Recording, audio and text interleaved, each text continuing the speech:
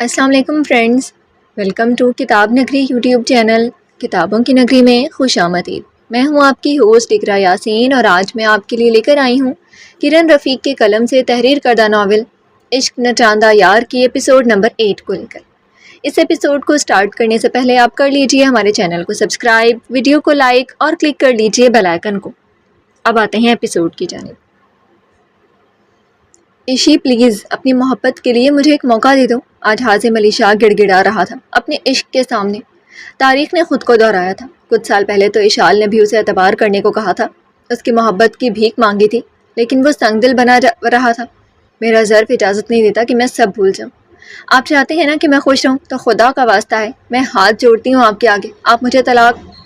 ابھی اس کے الفاظ منہ میں تھے جب حازم کا ہاتھ اٹھا تھا۔ سید حازم علی شاہ سے نجات تمہیں صرف موت کی صورت میں ہی مل سکتی ہے، اور اگر آئندہ یہ لفظ میں نے تمہارے منہ سے سنا تو یاد رکھنا جان سے مار دوں گا، تمہیں بھی اور خود کو بھی۔ حازم کو غصہ آ گیا تھا اس کی بات سن کر، اور اس بار وہ خود کو روک نہیں سکا تھا اور اشال کو تھپڑ مار دیا تھا دائیں گال پر۔ اشال نے بے یقینی سے حازم کو دیکھا اور پھر ہنسنا شروع کر دیا۔ حازم کو وہ اس وقت واقعی حواسوں میں نہیں لگ رہی تھی۔ سب کہتے ہیں آپ بدل گئے ہیں شاہ، لیکن میں جانتی ہوں آپ اپنی عادت بدل سکتے ہیں، فطرت نہیں۔ اشال بول کر اٹھی تھی جب حازم نے اسے پکارا۔ عشی، میں وہ غلطی، ہر بار کیوں غلطی کرتے ہیں آپ؟ یا شاید میرے معاملے میں آپ کبھی صحیح ہونا نہیں چاہتے؟ اشال نے کرب سے پوچھا۔ عشی، آئی ایم سوری، پلیز مجھے معاف کر دو۔ حازم نے آگے آ کر اس کا ہاتھ پکڑا۔ اس بار اشال نے خالی نظروں سے حازم کو دیکھا۔ کیا کر سکتے ہیں آپ معافی کے لیے؟ اشال نے آنسو صاف کر کے پوچھا۔ تمہیں چھوڑنے کے علاوہ سب کچھ کر سکتا ہوں۔ تو ٹھیک ہے، آئندہ ساری زندگی آپ مجھے اپنی شکل نہیں دکھائیں گے، اور نہ ہی مجھ سے آپ کوئی رابطہ رکھیں گے۔ حازم کے دل کے 100 ٹکڑے ہوئے تھے، لیکن وہ زخمی سا مسکرایا اور بولا، اگر تمہیں میری شکل نہ دیکھ کر سکون ملے گا تو سید حازم علی شاہ کا وعدہ ہے اشال شاہ سے کہ اب کبھی وہ تمہیں اپنی شکل نہیں دکھائے گا۔ اشال نے اس کی آنکھوں میں آنسو دیکھے جو اس کے کرب کی وضاحت چینخ چینخ کر رہے تھے، لیکن وہ دوبارہ دھوکہ نہیں کھانا چاہتی تھی۔ مجھے گھر جانا ہے، اشال نے نظریں چرا کر کہا۔ حازم نے حاطب کو اشال کو گھر لے جانے کا میسج کیا اور خود کلاس روم سے باہر چلا گیا۔ کیا وقت نے پھر سے اشال اور حازم کی جدائی کا سوچ رکھا تھا، یا کوئی اور امتحان شروع ہونے والا تھا؟ ماضی، لوکیشن کراچی۔ یار اسفر، تیرا وہ دوست حازم شاہ کیسا ہے؟ اسفر جو سگریٹ سے ڈرگز لے رہا تھا مڑ کر اپنے دوست ریحان کو دیکھا جو مکرو ہنسی ہنس رہا تھا۔ یہ منظر ہے ایک سنسان سے قبرستان کا جہاں اسفر اور اس کا دوست ریحان چھپ کر پچھلے کئی سالوں سے نشہ کرتے تھے۔ ٹھیک ہے، اسفر ناگواری سے بولا۔ کیا ہوا، ابھی تک جال میں نہیں پھنسا؟ نہیں سالہ، بس سگریٹ ہی پیتے ابھی، اور وہ بھی گھر والوں سے چھپ کر۔ اسفر، مجھے تو یہ سمجھ نہیں آتی کہ وہ تیرے جھانسے میں آ کیسے گیا؟ ریحان نے مصنوعی ناسمجھی ظاہر کرتے ہوئے پوچھا۔ بہت بڑا کمینہ ہے، اس دن گاڑی سے ٹکرانے کے بعد مجھے ہاسپٹل لے گیا تھا جہاں تھوڑی دیر بعد اس کا باپ آ گیا تھا۔ ڈاکٹر نے اس کے باپ کو بتایا کہ میں نے نشہ کیا ہوا تھا جس کی وجہ سے میں گاڑی سے ٹکرایا۔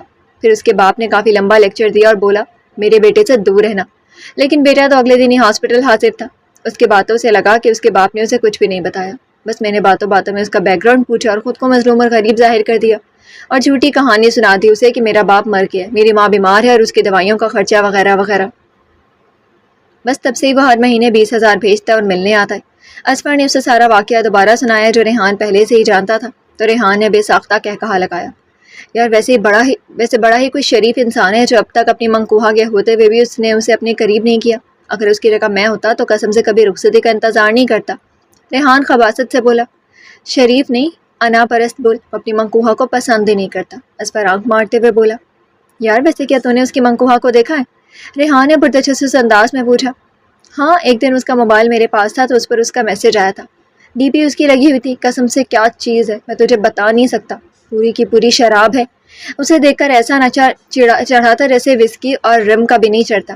اسفر کمینگی کی ساری حدیں پار کرتا ہوا بولا، یار مجھے بھی دکھا دیتا۔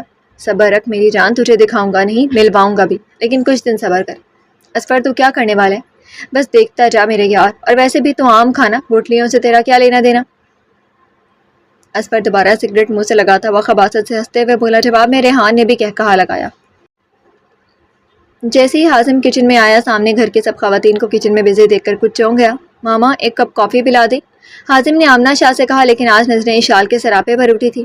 ٹھیک ہے، تم جاؤ کمرے میں بھیجتی ہوں، آمنہ شاہ نے مسکرا کر جواب دیا، جبکہ اشال خاموشی سے سر جھکائے کھیر بنانے میں مصروف تھی۔ ماما، اشال کے ہاتھ بھیجیے گا۔ حازم وہیں سے آمنہ شاہ سے بول کر مڑ گیا، جبکہ اشال نے بے اختیار دروازے کی طرف دیکھا تھا۔ جہاں اب کوئی نہیں تھا۔ گھر کی باقی خواتین کو کافی حیرانی ہوئی تھی، جبکہ آسپا نے اشال کو کندھے سے ٹھوکا مارا تھا جس سے وہ ہوش کی دنیا میں واپس آئی تھی۔ لگتا ہے میرا بیٹا سدھر رہا ہے، آمنہ شاہ نے اشال کو دیکھ کر شرارت سے کہا تو اشال جھینپ گئی۔ چلیں بھابھی جان، کافی بنائیں اپنے سر کے سائیں کے لیے۔ آسپا نے اس کے کان میں سرگوشی کی تو وہ مزید سمٹ گئی۔ بدتمیز! اشال نے اسے ڈھونڈنے کی ناکام کوشش کی جس پر سب خواتین کا کہکہا کچن میں گونجا تھا۔ تو اگر اسے جان چھڑانا چاہتا ہے تو ایک کام کر، اس سے پیار کا جھوٹا ناٹک کر۔ جیسے ہی وہ سمجھے تجھے اس سے محبت ہو گئی ہے، اس کا اعتبار توڑ دے، گارنٹی ہے وہ خود تجھے چھوڑ دے گی۔ اصفر نے حازم کو مشورہ دیا۔ نہیں یار، میں یہ نہیں کر سکتا، کسی کے جذبات سے کھیلنا، نو نیور۔ حازم نے انکار کیا۔ خود ہی تو کہتا ہے کہ تو آنیہ کو پسند کرتا ہے اور وہ تجھے، اور ویسے بھی اشال نے تمہیں اپنی ضد بنا کر نکاح کیا اور گھر والوں کے سامنے تجھے برا بنا رہی ہے اور خود اچھا بن رہی ہے، تو بھی ان کی نظروں میں اچھا بن جا، دیکھنا سب کیسے اسی اشال سے دور ہوتے ہیں۔ اصفر یار، کیا یہ ٹھیک رہے گا نا؟ حازم گویا ہار مانتے ہوئے بولا۔ حازم اپنی سوچوں میں مگن تھا جب اسے دروازے پر دستک کی آواز آئی۔ کم ان، وہ خود کو کمپوز کرتے ہوئے بولا۔ اشال کافی لے کر اندر آئی تو حازم نے اپنے پلان کے مطابق اسے محبت بھری نظروں سے دیکھا۔ آپ کی کافی۔ اشال اس کی کافی رکھ کر جانے کے لیے مڑی جب حازم نے اسے محبت سے پکارا، ایشی۔ اشال کے قدم مانو زمین نے جکڑ لیے تھے، دل کی دھڑکن معمول سے تیز ہو گئی تھی۔ اشال بمشکل مڑی تھی اور نظریں جھکائے بولی، جی بیٹھو، مجھے تم سے بات کرنی ہے۔ حازم نے ایک نظر اس کا چہرہ دیکھا جہاں اس وقت اسے معصومیت ہی نظر آئی۔ ایک لمحے کو وہ ٹھٹکا، لیکن پھر اپنے پلان کے بارے میں سوچ کر مطمئن ہو گیا۔ اشال بیڈ پر حازم کے سامنے ہی بیٹھ گئی۔ حازم اس کے سامنے والے صوفے پر ہی بیٹھ گیا اور نرمی سے بولا، دیکھو اشال، میں بہت پریکٹیکل بندہ ہوں، مجھے یہ محبت کا کوئی آئیڈیا نہیں ہے۔ ماما نے مجھے کافی دفعہ سمجھایا کہ بعض دفعہ میاں بیوی کے رشتے میں محبت کی نہیں، اعتبار اور عزت کی ضرورت ہوتی ہے۔ میں اپنی تمام غلطیوں کی تم سے معافی مانگتا ہوں اور چاہتا ہوں کہ ہمارے رشتے کو ایک موقع ملے۔ اس سب میں مجھے تمہارا ساتھ چاہیے، بولو دو گی میرا ساتھ؟ اشال کا دل اس کے ہر لفظ پر جھوم رہا تھا۔ اس نے بے ساختہ حازم کی طرف دیکھا جو اشال کو ہی دیکھ رہا تھا۔ میں آپ کے ساتھ ہوں شاہ، وہ شرمیلے لہجے میں بولی۔ واہ کیا ایکٹنگ ہے، تم نے تو اپنے بھائی کو بھی پیچھے چھوڑ دیا اشال شاہ۔ حازم نے دل یہ اشال، میں جانتا تھا کہ تم مجھے ایک موقع ضرور دو گی، اگر تم ایسے نہیں کرتی تو شاید نہیں، یقیناً میرا دل ٹوٹ جاتا۔ شاہ میں آپ کو کبھی بھی ٹوٹنے نہیں دوں گی، اور اگر کبھی ایسا ہوا تو میرا وعدہ ہے آپ سے، میں آپ کو اپنی محبت سے سمیٹ لوں گی۔ اشال اس کی آنکھوں میں دیکھ کر بولی۔ ایک لمحے کو حازم اس کی آنکھوں میں دیکھ کر رہ گیا تھا، اس کی آنکھوں میں وہ محبت اور سچائی دیکھ رہا تھا۔ حازم تم ہار جاؤ گے، حازم کے دل سے آواز آئی، لیکن جب اس کی نظر اشال کے ڈمپلز پر پڑی تو بے خود ہو کر اس کی مسکراہٹ میں کھو گیا۔ مجھے یہ ہار منظور ہوگی۔ حازم خود سے بڑبڑایا تو اشال نے اس سے پوچھا، آپ نے کچھ کہا؟ ہاں نہیں، تم جاؤ، حازم نے اسپاٹ چہرے سے جواب دیا۔ اشال مسکراتے ہوئے دروازے کی طرف بڑھ گئی جبکہ حازم خود کو ملامت کرنے لگا۔ حازم شاہ اپنے بدلے پر فوکس کرو، حازم خود سے بولا۔ ایک ہفتہ ہو گیا تھا، حازم اپنے پلان میں کافی حد تک کامیاب ہو چکا تھا، اشال کا اعتبار وہ جیت چکا تھا، دونوں میں اب کافی حد تک بات چیت ہوتی تھی۔ ماما ناشتہ تو بنا دیں، حازم ڈائننگ ٹیبل پر بیٹھتے ہوئے بولا۔ آج وہ معمول کے برعکس لیٹ اٹھا تھا، اس لیے آمنہ شاہ سے پوچھا، حازم کیا ہوا، طبیعت ٹھیک ہے، آج لیٹ اٹھے تم؟ جی ماما، بس ہلکا سا سر درد ہے، حازم نے مسکرا کر جواب دیا۔ اچھا کوئی میڈیسن وغیرہ لی؟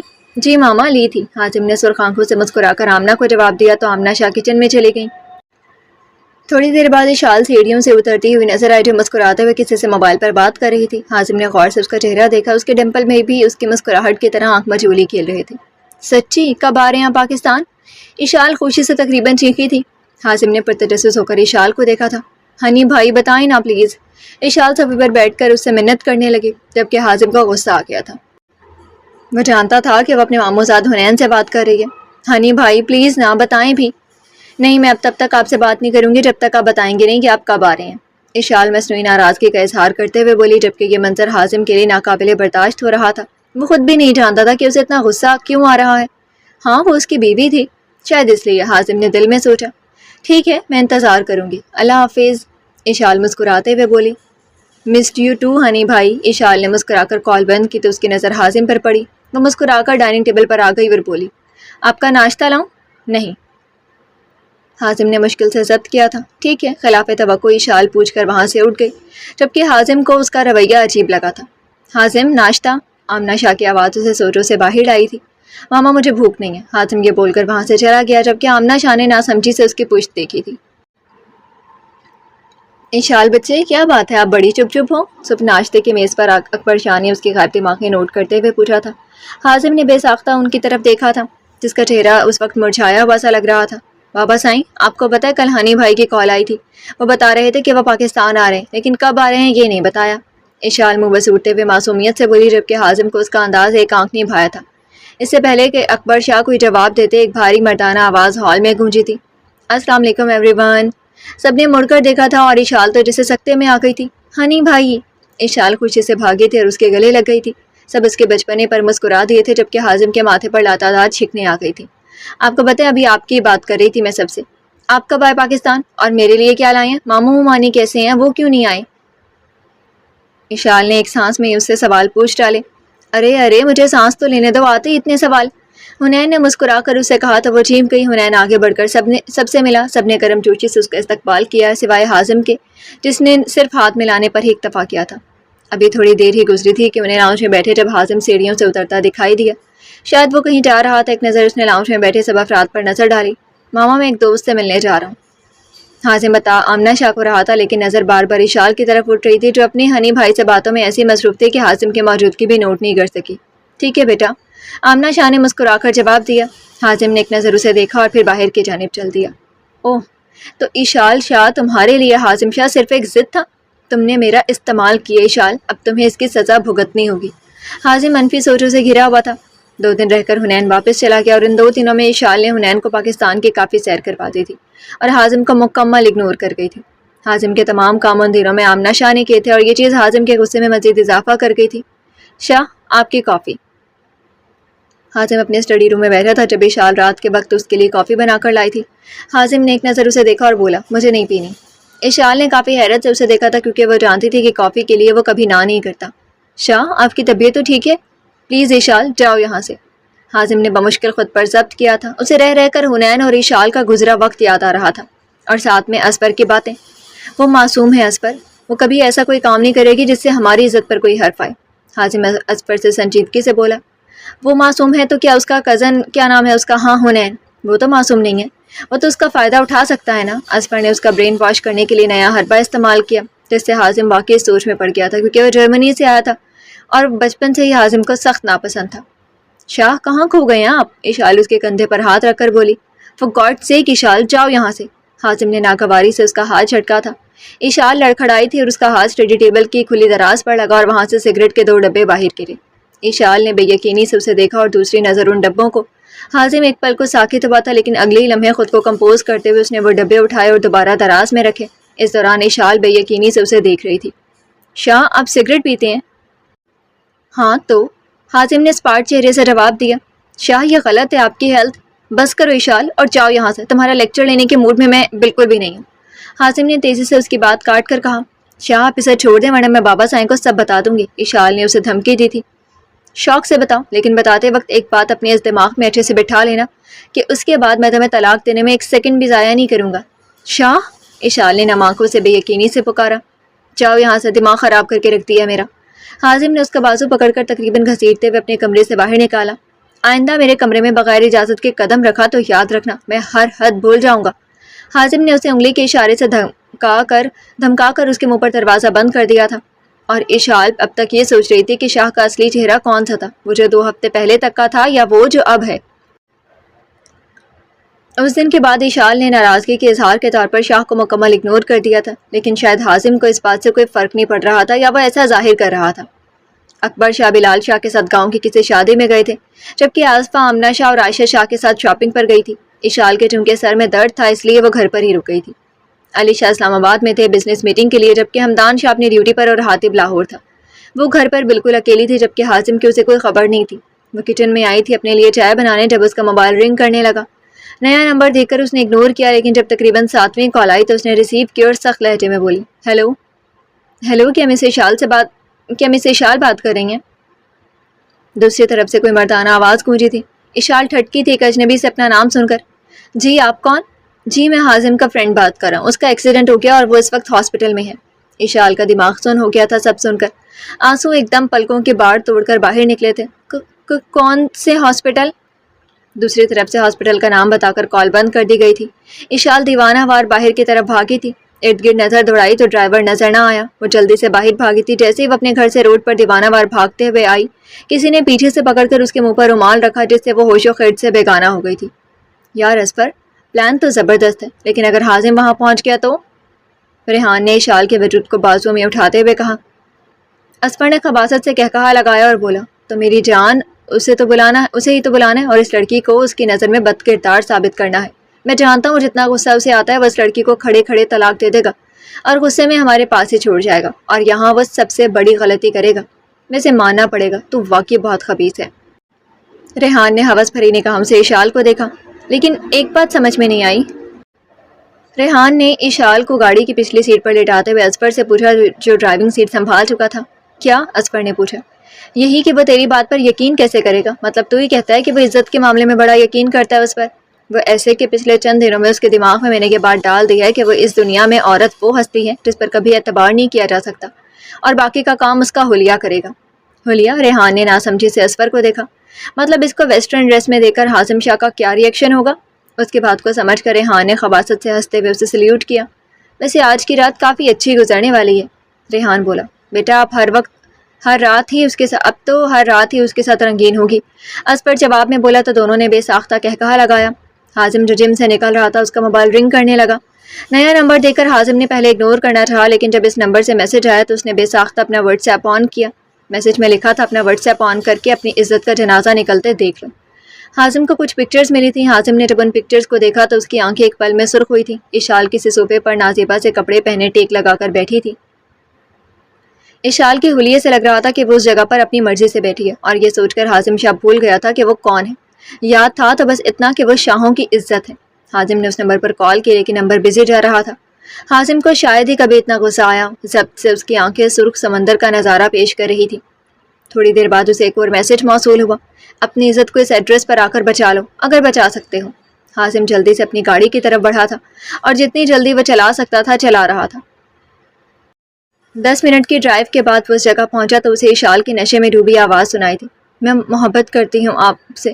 حازم آواز کے تعاقب میں جلدی سے بڑھا اور ایک کمرے کے وسط میں اشال کو ایک لڑکے کے ساتھ اتنا قریب دیکھ کر اس کا جواب دے گیا۔ حازم جلدی سے آگے بڑھا اور اس لڑکے کو پکڑ کر مارنا شروع کر دیا۔ حازم پر اس وقت جنون سوار تھا، اس کا بس نہیں چل رہا تھا کہ اس کی سانسیں روک دیں۔ مجھے پتا ہے ابھی وہ اس لڑکے کو مار ہی رہا تھا جب اشال کی آواز اس کے کانوں میں پڑی۔ اسے چھوڑو حازم، اشال کی طرف بڑھا۔ اس کا لباس اس وقت واقعی اس کا جسم ڈھانپنے کے لیے ناکافی تھا۔ حازم نے اپنی جیکٹ اسے پہنائی اور اسے بازوؤں میں اٹھا کر گھر لے آیا۔ حازم نے اسے اپنے کمرے کے بیڈ پر پٹکنے کے انداز میں لٹایا تھا۔ کاش میرے بس میں ہوتا اشال شاہ تو میں تمہیں ایسی موت دیتا کہ اگلی بار کوئی لڑکی اپنے جسم کی نمائش سے پہلے 1000 دفعہ سوچے گی۔ حازم اس کو نشے میں دیکھ کر خود سے بولا۔ حازم نے کچن میں جا کر لیمو پانی بنایا اور لا کر زبردستی اشال کو پلایا، جس سے اشال کی غنودگی کافی حد تک کم ہو گئی تھی۔ حازم اسے ہوش میں آتا دیکھ کر کمرے سے باہر نکل گیا۔ اشال کی جیسی حواس بحال ہوئے، اشال نے خود کو حازم کے کمرے میں پایا۔ اشال نے یاد کرنے کی کوشش کی، لیکن اسے کچھ یاد نہیں آ رہا تھا۔ بس اتنا یاد تھا کہ شاہ کا ایکسیڈنٹ ہوا تھا۔ وہ لڑکھڑاتے ہوئے بیڈ سے اٹھی تھی، لیکن جیسے ہی نظر سامنے آئینے میں اپنے عکس پر پڑی، اشال پتھر ہو گئی تھی اپنا وجود دیکھ کر۔ اس سے پہلے کہ اسے کچھ یاد آتا، حازم دروازہ کھول کر اندر آیا۔ اس کے ہاتھ میں سگریٹ تھا۔ اشال بے ساختہ اس کی طرف بڑھی۔ شاہ آپ ٹھیک ہیں؟ ابھی اشال کی بات منہ میں تھی جب حازم کا ہاتھ اٹھا تھا اور وہ لڑکھڑاتے ہوئے گری تھی۔ تھپڑ کی وجہ سے اس کا ہونٹ پھٹ گیا تھا۔ اس نے بے یقینی سے شاہ کو دیکھا، جبکہ حازم سگریٹ کو پھینک کر اس کی طرف بڑھا اور ایک اور تھپڑ پوری قوت سے اسے مارا تھا۔ اپنی اس گندی زبان سے نام مت لینا میرا۔ حازم نے اس کے بالوں کو ایک ہاتھ میں پکڑ کر اس کا چہرہ اپنے قریب کیا تھا۔ ایک کی آنکھوں میں سوال تھے، دکھ تھا، بے یقینی تھی، جبکہ مقابل کی آنکھوں میں اس وقت جنون تھا اور غصہ تھا، اور یہ جنون آج واقعی مقابل کو جلانے والا تھا۔ آپ ایک لفظ بھی نہیں اشال، زبان کاٹ دوں گا۔ کیا لینے گئی تھی آج وہاں؟ اگر اتنی آگ لگی تھی تو مجھے کہا ہوتا، کیوں سرے عام شاہوں کے خاندان کی عزت کو تماشا کیوں بنایا؟ حازم غصے سے چیخا تھا۔ اشال نے سہمی نظروں سے اسے دیکھا تھا، ابھی وہ کچھ بولنے لگی تھی، حازم نے اس کے لبوں پر انگلی رکھ دی۔ جانتی ہو نا کہ میرے نکاح میں ہو تم، تو پھر مجھ سے بول دیتی، یوں نامحرم کے ساتھ تو نا۔ اشال نے ناسمجھی سے اسے دیکھا۔ حازم نے جواب میں اس کے جبڑے اپنے دائیں ہاتھ سے پکڑے تھے۔ تمہیں تو واقعی آسکر ملنا چاہیے اشال شاہ، کیا ایکٹنگ کرتی ہو؟ جانتی ہو میں نے تم سے کبھی محبت ہی نہیں کی، لیکن ہمیشہ کوشش کی کہ میری وجہ سے تمہارا دل نہ ٹوٹے، لیکن لعنت بھیجتا ہوں میں اپنی سوچ پر اور اس وقت پر جب میں نے تمہیں معصوم سمجھا۔ شاہ مجھے درد ہو رہا ہے، اشال وہ مشکل روتے ہوئے بولی تھی۔ تم جیسے لڑکیوں کو درد نہیں ہوتا اشال شاہ، کیونکہ تم صرف درد دینا جانتی ہو۔ آج اگر میں وہاں نہیں آتا تو تم اس لڑکی کے ساتھ ہماری عزت کو نیلام کر چکی ہوتی۔ حازم کی آنکھوں سے انگارے نکل رہے تھے۔ میں نے کچھ نہیں کیا، وہ کال کہا نا کچھ نہیں، کوئی جھوٹی کہانی نہیں سنوں گا میں. پتہ نہیں اس حنین کے ساتھ تم نے کتنے دفعہ مکالہ کیا ہوگا. حازم نے اس کے وجود کو حقارت سے دیکھتے ہوئے کہا. شاہ. اشال تڑپ اٹھی تھی اس کے الفاظ پر، اس کے الزام پر. آج تمہیں حازم شاہ بتائے گا کہ درد اور تکلیف کیا ہوتی ہے. حازم نے یہ بول کر اسے بیڈ پر دھکا دیا. شاہ کیا کر رہے ہیں آپ؟ اشال نے جب حازم کو اپنی طرف بڑھتے ہوئے دیکھا تو ڈر کر پوچھا. کیوں، کیا صرف باہر والوں کو ادائیں دکھاتی ہو؟ شاہ میں نے کچھ نہیں کیا. اشال چینکی تھی. کبھی نہیں کیا تو یہ لباس پہن کر تم اس لڑکی کے ساتھ کیا کر رہی تھی؟ حازم نے ایک بار پھر اس کے بالوں کو پکڑا تھا. میں نہیں جانتی، اشال روتے ہوئے بولی. کون تھا وہ؟ دوسرا سوال اس نے اپنی گرفت مزید سخت کرتے ہوئے پوچھا. میں کچھ نہیں جانتی، آپ پلیز مجھے معاف کر دیں، میں کبھی گھر سے باہر نہیں نکلوں گی، کبھی بھی نہیں. اشال کے منہ میں جو آیا وہ بول رہی تھی، لیکن حازم شاہ پر آج اس کا غصہ غالب آ چکا تھا. اسے جسم کی نمائش کر رہی تھی نا اس کے سامنے. آج حازم شاہ تمہیں بتائے گا کہ جب ایک لڑکی اپنے جسم کو نمائش کے لیے پیش کرتی ہے تو اس لڑکی کا کیا حال ہوتا ہے. حازم یہ بولتے ہوئے اس پر جھک گیا. اشال کی مزاحمت، اس کی سسکیاں، اس کے آنسو، کچھ بھی حازم شاہ پر مسلط شیطان کو ہٹا نہیں سکے تھے. حازم نے اس کی ذات کو اتنے ٹکڑوں میں بکھیرا تھا جسے شاید ہی وہ کبھی سمیٹ پاتی. مجھے موت کیوں نہیں آ رہی؟ یہ سوال اشال کے ذہن میں تب آیا تھا جب حازم شاہ نے اسے درندوں کی طرح نوچا تھا. حازم شاہ نے اپنے غصے کو خود پر حاوی رکھا تھا. وہ یہ بھول گیا تھا کہ وہ انسان ہے. وہ جانور سے بھی بدتر سلوک اشال کے ساتھ کر گیا تھا. اب قسمت حازم شاہ اور اشال شاہ کو اس دوراہے پر لانے والی تھی جو کبھی حازم شاہ سوچ بھی نہیں سکتا تھا. حال لوکیشن لاہور. حازم وہاں سے نکل کر گیٹ کی طرف آیا تو سامنے اسے حاطب نظر آیا جو گاڑی سے ٹیک لگائے کھڑا تھا. حازم. وہ حاطب کو اگنور کر کے اپنی گاڑی کی طرف بڑھنے لگا تھا جب حاطب نے اسے آواز دی. حازم رک گیا لیکن مڑا نہیں کیونکہ وہ اس وقت حاطب کے سامنے خود کو کمزور نہیں کر سکتا تھا. آنکھیں بار بار نم ہو رہی تھیں لیکن وہ زور سے بند کر کے آنسوؤں کو بہنے سے روک رہا تھا. کیا بات ہوئی اشال سے؟ شکل تک نہیں دیکھنا چاہتی میری وہ، معاف کرنے کو بھی تیار ہے اور جدائی کی سزا بھی سنا دی. حازم زخمی سا بھرائے لہجے میں بولا تو حاطب نے اسے کندھے سے پکڑ کر اس کا رخ اپنی طرف کیا اور اسے گلے سے لگایا. حازم کا ضبط جواب دے گیا. وہ بچوں کی طرح پھوٹ پھوٹ کر روت گیا تھا یہاں تک کہ حاطب کے آنسو بھی نکل آئے تھے. کافی دیر رونے کے بعد جب وہ چپ ہوا تو حاطب سے الگ ہو کر بولا. آئی ایم سوری، میری وجہ سے تمہیں واپس آنا پڑا. واپس؟ کب؟ میں تو گیا ہی نہیں تھا. حاطب نے اس کا دھیان بٹانے کے لیے بات کو بدلا.